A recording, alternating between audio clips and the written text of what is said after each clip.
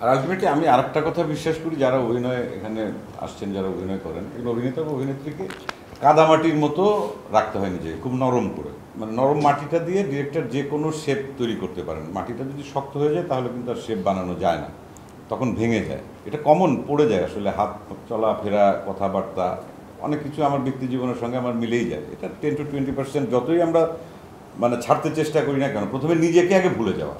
আর আমি আরেকটা জিনিস মনে করি যে একটা কাজ করতে গেলে পরে ওই যে একটা বাচ্চা যখন ভূমিষ্ঠ হয় না, তারপর থেকে বাবা মা কীভাবে কেয়ারিং করে ওই বাচ্চাটা, মানে রাতে ঘুমালো কিনা, ঠিক মতো কাত হলো কিনা, মুখের উপর বালিশ পড়লো কিনা, মানে এই যে সবসময় কেয়ারিংটা থাকে না, এটা তো বাবা মা করেন।